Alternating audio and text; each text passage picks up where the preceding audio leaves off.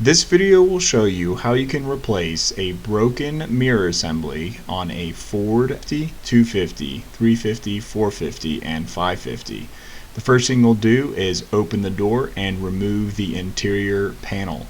To do that, you'll have 4 screws which are located just below the door handle and then on the bottom trim piece of the door itself. Once you've done that, you can then remove the trim panel that is covering over the bolts for the mirror assembly, and then you just lift straight up to remove the door panel. Now you're still going to have some connections, and that's going to be on your window wiper buttons as well as your door lock buttons. And how I do that is I press in from the inside and pop them out, so I push them up. I've had issues where I've broken the actual switch assembly, so I push it up from the inside. You'll see that there's 2 small tabs, and then you do the same thing for the mirror adjustment, which is just going to be on the top of that. So there's just a couple of little pigtail connectors. You just press the tab down and pull them out. Just to clarify, I'm not removing the switch for the mirror adjustment, I'm just removing the small pigtail. So once you have that little pigtail removed, you can remove the entire panel. Here are the 3 little connectors that you'll have on the back of your switch assembly. And those are those 2 small tabs I was telling you that I push directly up on because it is plastic, it's easy to break. So once you've done that, you'll go ahead and start removing the 4 bolts that are holding in your mirror assembly. And what I do is I just use an electric ratchet so that I can get those bolts out. And then I also start to slowly peel back this little vapor barrier so that I can get access to the wires, because there is a connector that's on the inside of the door. And with that connector, there is also a fragile little white clip, and that clip secures part of the harness to the door to keep it out of the way of the window regulator and the window track. So to remove this, you just pull the little red tab backwards, depress the gray, and you can pull it out pretty easily.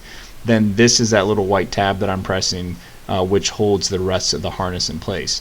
Now you can also remove the speaker at this point and take a look and see how the routing goes, but I've done this a few times and I'll show you how that goes later on in the video. So removing the nuts, one thing that I suggest is putting a little piece of electrical tape on the inside of your socket. That will allow you to easily remove the nuts without having to lose them and fish them out of the bottom of the door. If you drop one, don't worry, 9 times out of 10 it falls right to the bottom of the door, and you can just pick it up with a magnet after you pull the rest of that black panel off and remove these 4 screws that hold the speaker on. So at this point, the mirror is still stuck on there pretty well. There's a little bit of adhesive that's on there sometimes, as well as the fact that it's just been on there since 2013.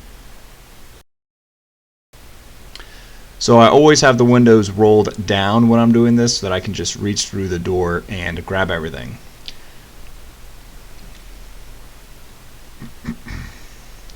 Now that I have the mirror part, I'm going to go ahead and transfer that small little white pin clip so that I can secure the harness inside the door and ensure that it never makes its way in the path of the actual window. So all I do is take my new wire harness, compare the length of my old wire harness, and tape it right up. This is something that a lot of people skip, and you really shouldn't, because you're going to have an issue. The wire harness will in fact contact the window regulator at some point. It will get caught in the window, and eventually you won't have any functionality with moving your mirror, and it can get just kind of a jumbled up mess. So this is the most fun part, and this is why I was saying you can remove your speaker, is so that you can fish everything through. So if you have a second pair of hands, this is a really good time for that. They can hold the mirror assembly on for you while you're fishing all your wire through, but really you're just going through a reverse process at this point.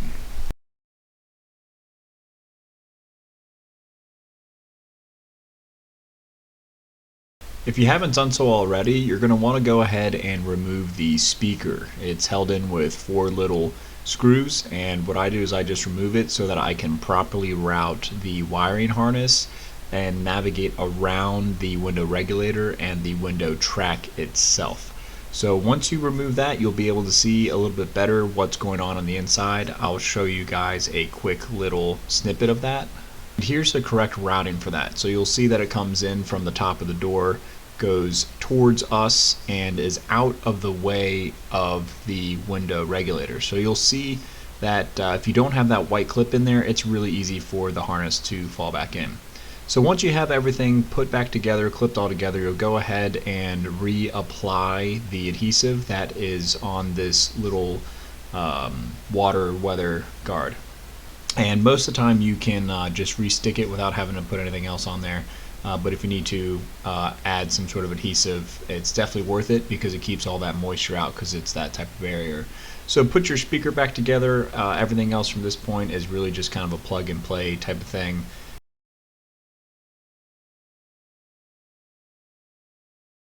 Thanks again for watching this video. I don't have any other tips I can share with you on how to do this job, but you can watch me put this all back together. And be sure to hit the like button and smash that subscribe button so you can stay up to date on all of our Fix It Friday videos. Thanks for watching. I'm Blair with Revit Auto, and happy motoring.